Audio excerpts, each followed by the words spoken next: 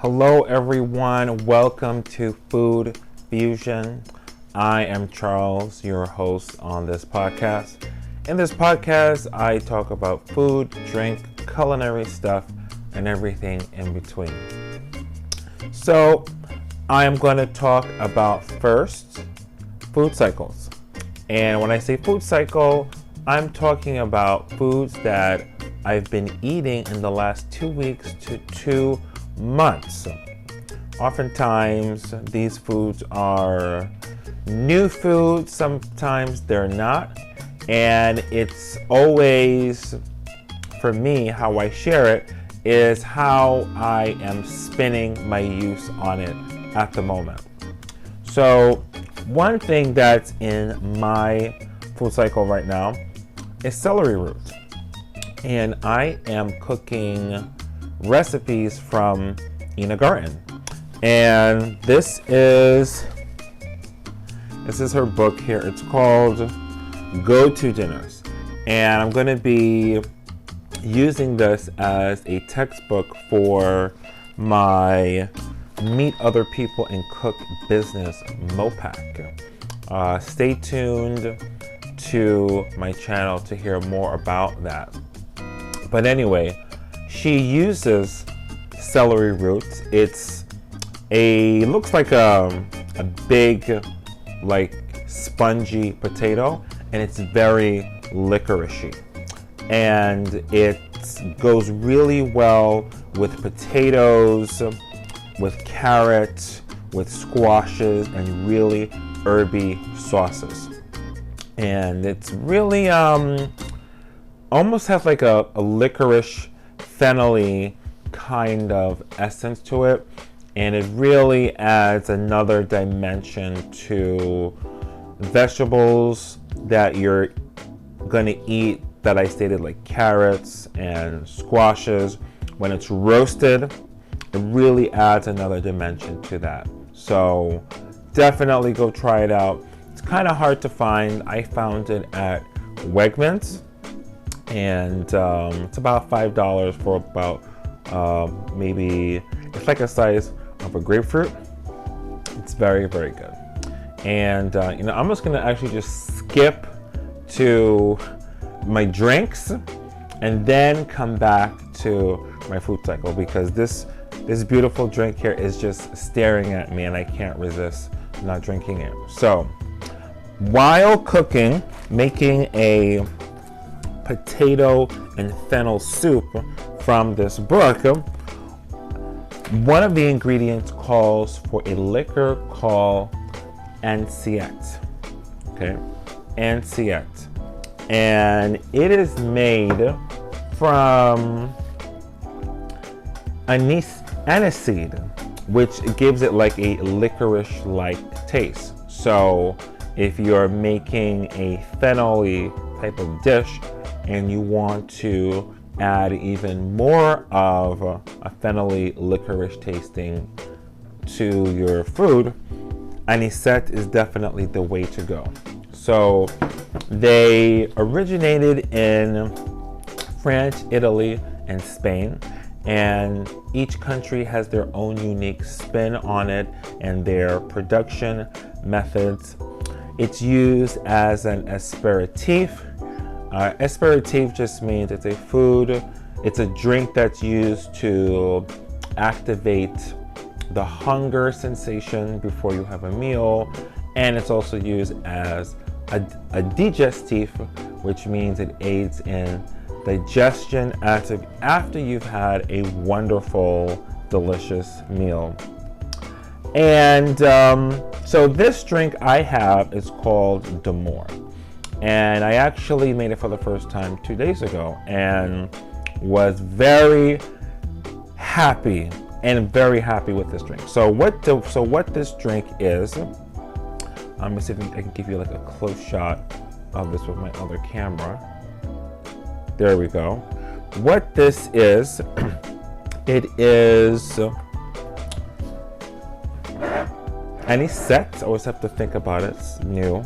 Anisette. It has lime juice. It has gin, and then it has fee foam. So this here is, this is fee foam.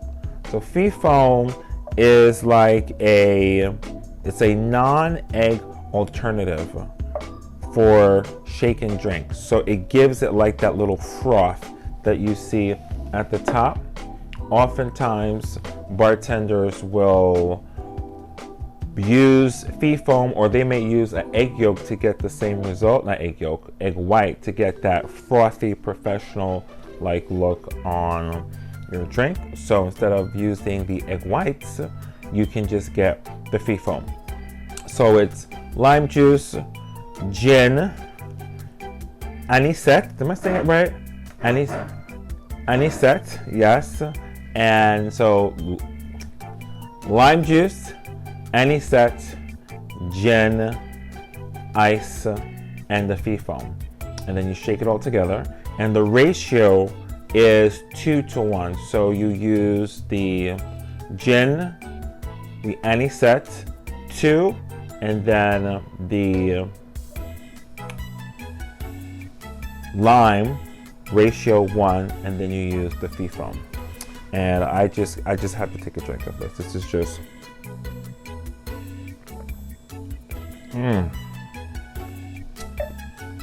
It is so refreshing, and it's so unexpected, because just it doesn't taste like anything I've ever tasted before. I tried it on the rocks, Anisette, and really not for me. Kind of reminded me almost of I don't want to say a Jagermeister, because Jagermeister just tastes like medicine, but it's kind of like it's like a luxurious Jagermeister. Let me put it that way.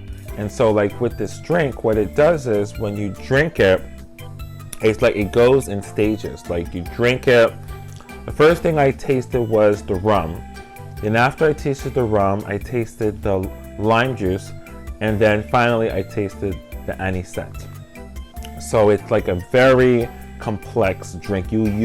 Although the drink is completely mixed, you taste everything, and it's really, really good. And this it's really affordable. I think I paid like maybe $10 for it. There are other alternatives to it, like one is called Pernod, but it's much more expensive, like $40. So that's why I got it, because it's cheaper. Okay, so yes, I definitely recommend it. I'm gonna be making these for sure and be coming up with some other ones. Okay, so I have 2 other things on my food cycle. So arugula. I've been eating arugula for years, but how I've been eating it recently is with pasta. So I cook my pasta, and then I actually get the arugula and put it into the pasta and mix it with the pasta so that it's like wilted, and it really gives pasta a complex taste. Because if you know anything about arugula, it's like a bitter and spicy, so it makes your pasta have like a really spicy kind of taint to it. So definitely want to look out for that. And then finally, dumplings. I was recently invited to a party of some friends of mine in Bushwick, and I was not prepared. So it was a bring your own food type of thing, bring your own booze. And I looked at my fridge and I'm like, I don't know what to bring. So I see that I had some dumplings, and they were cilantro and chicken dumplings from Trader Joe's. So I took those babies out, I boiled them, and then I had some spicy Chinese dumpling sauce, and then I brought that, and it was great. And it was never something I thought about I could actually bring to a party, but it really worked out. Just little bite size, and there's no cooking, you just boil it, and that's it, and I was done. So Dumplings as a party favor, as a party dish, is definitely something to consider. And just to have in your house. Like I love dumplings, and so I will like make soups with it. I'll get the noodles. I'll go to Chinatown and get my specialized noodles, and then make my broth from bouillon, of course, because it tastes good and it's much cheaper than getting the broth. And yeah, it's very convenient. So you want to look out for dumplings. So convenient. All right, trends. I love a good trend. God, that's good. All right, so fancy ice is in, and I have to say that I've gotten into this ice trend. Like I have several types of ice that I keep in my fridge. And so what the trend is with culinary spots or like hotels is you get the craft ice, and the ice is crystal clear. And it's stated that the crystal clear ice keeps your drink colder for longer because it doesn't melt as quick, and therefore just keeps your drink colder. And then also it's very fashionable to have really nice looking ice. You know, there's nothing like having a lowball glass with your perfectly round, circular, giant goblet or mini sphere in your cup. Looks really, really hot. Some of the ice sizes, so we have pebble ice now from Moscow mules and tropical drinks. There's rock ice for Negronis and old fashions, and there's also spears. Like I actually bought the spear, so it's basically a ice cube that literally looks like a block.